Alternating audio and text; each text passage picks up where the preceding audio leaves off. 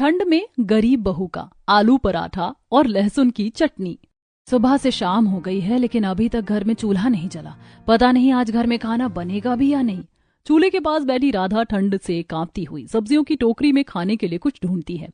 हे भगवान, घर में खाने के लिए कुछ भी नहीं है, सिर्फ थोड़ा सा आटा, कुछ लहसुन की कलियां, सूखी मिर्च है। इससे थोड़ी ना कोई खाना बनेगा। बहू, तू अपने हाथों को फूंक क्यों रही है?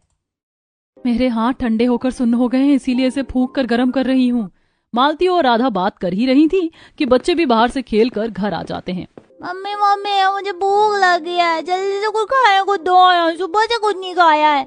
हाँ मम्मी, भूख की वजह से तो खेला भी नहीं जा रहा है, अब जल्दी से हमें कुछ खिला दो ना। भूख तो राधा को भी लग रही थी लेकिन घर में खाने के लिए कुछ भी नहीं था। राधा कुछ सोच कर कहती है, बच्चों तुम लोग स्कूल का होमवर्क करो, तब तक मैं तुम्हारे लिए कुछ खाने को बनाती हूँ। ठीक है मम्मी, आप बस जल्दी से खाना बना दो। खाना बनाने के लिए ज्यादा सामान नहीं है, काम करती हूँ, आटे की रोटी बना लेती हूँ, लहसुन की चटनी बना देती हूँ, सभी चटनी के साथ रोटी खा लेंगे। बहू, खाना बन गया क्या? हाँ माँ जी, रोटी बन गई है, चटनी पीसनी बाकी है। राधा 5-6 लहसुन की कलियां छीलकर उसमें नमक, तेल और 2-3 मिर्च डालकर पीसती है। अब राघव भी काम से घर आ जाता है। राधा, अरे कहाँ हो? अरे बड़ी ठंड लग रही है। आज ठंड बहुत ज्यादा है, लीजिए गर्म पानी पीजिए, इससे आपको आराम मिलेगा। पूरा परिवार जमीन पर चटाई बिछाकर खाना खाने के लिए बैठता है। राधा सभी को रोटी और लहसुन की चटनी देती है, जिसे देखकर सभी का मुंह उतर जाता है। बहू, खाने में कुछ और नहीं है क्या? सिर्फ लहसुन की चटनी के साथ रोटी कैसे खाएंगे? पिताजी सही कह रहे हैं राधा, इस ठंड में रोटी पूरी सूख गई है और सूखी रोटी लहसुन की चटनी के साथ गले से नीचे नहीं उतर रही है।